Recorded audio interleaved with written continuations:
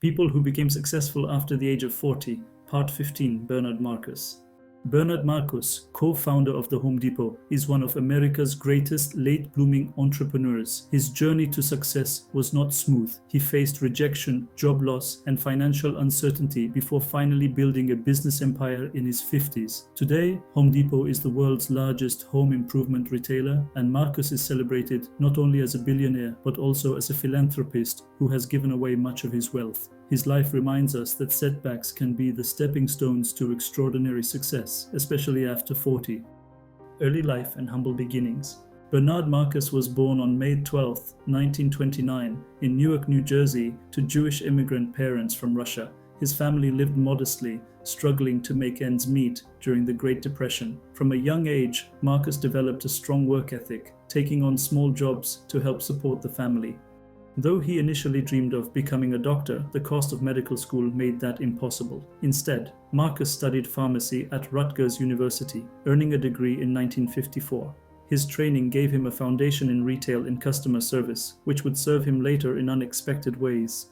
Early career and setbacks. After graduation, Marcus worked as a pharmacist, but soon discovered he had a stronger interest in business management than in dispensing medicine. He transitioned into retail, managing stores, and learning the intricacies of sales, operations, and customer service.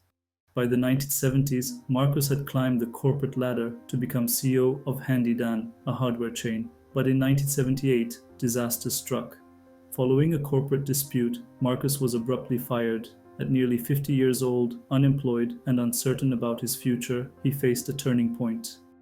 Most would have seen this as a devastating defeat. For Marcus, it became the catalyst for his greatest achievement, the turning point after 40.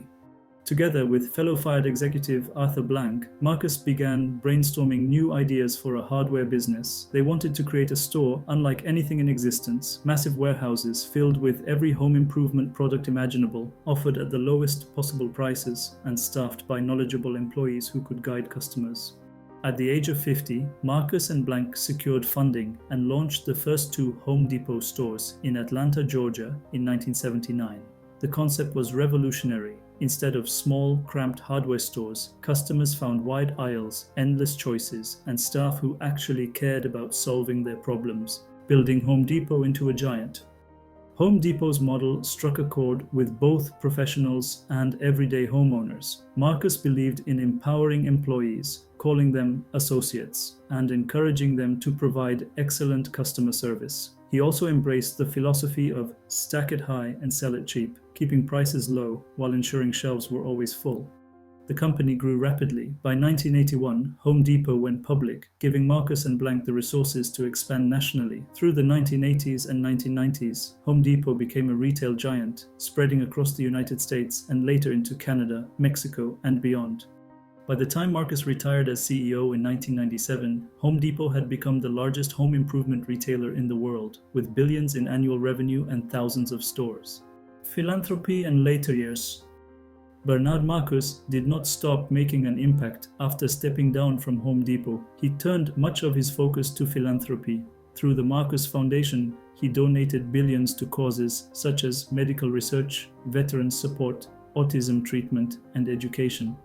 He was instrumental in funding the Georgia Aquarium in Atlanta, one of the largest aquariums in the world, which opened in 2005. His philanthropy reflected his belief that wealth is a tool to make the world better. Challenges and criticism.